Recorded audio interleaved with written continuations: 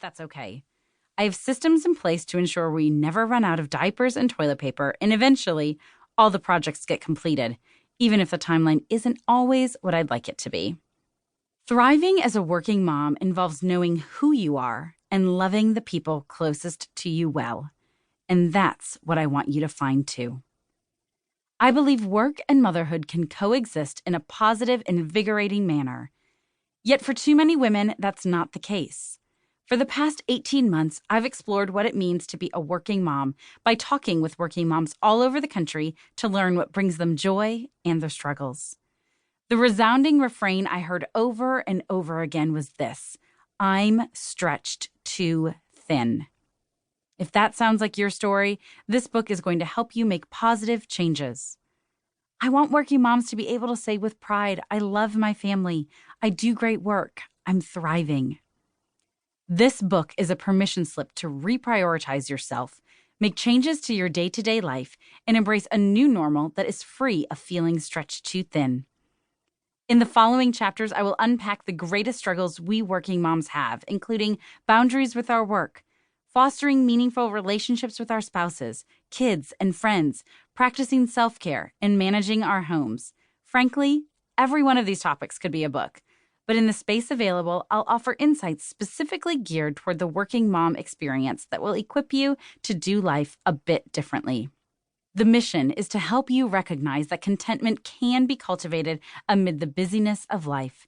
Happiness and joy are yours for the taking every single day.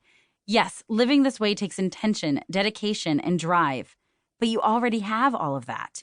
Each of us was born with an innate desire to live well.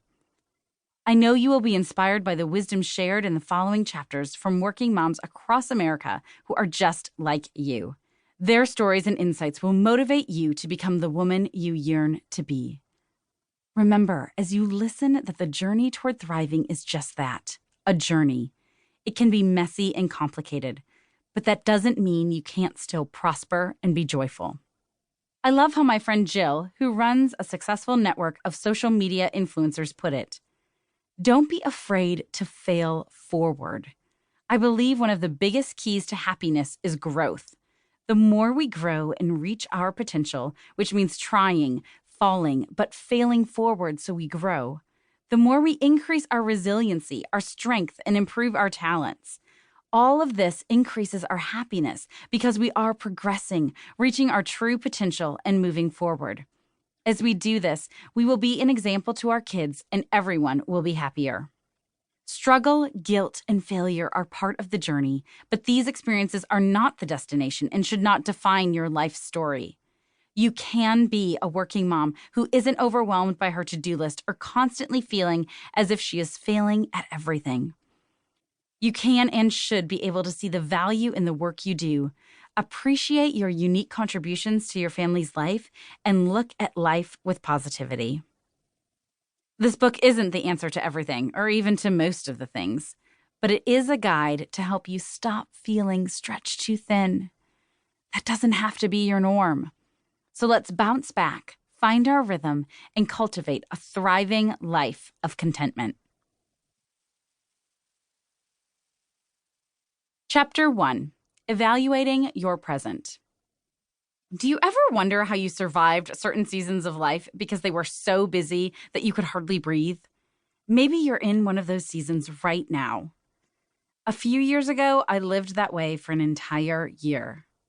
And while I live to tell about it, I never want to be that stretched too thin again. In 2015, in the span of 12 months, I delivered my third healthy child, released 2 books, blogged for multiple big brands, and engaged with tens of thousands of people who followed me on social media. I also worked a full-time 9-to-5 job. In the same year, my husband signed a children's book deal and traveled overseas with a major media company. Well, much of it felt like a dream. New baby, book releases, overseas travel.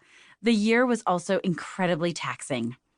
I was exhausted, burned out, crabby, and not really living life, merely surviving. I would say to myself, just get through today, this week, this month, next month, but there was no end in sight. Our house was a mess. I was yelling at our kids, and I hated myself. I was crazy busy.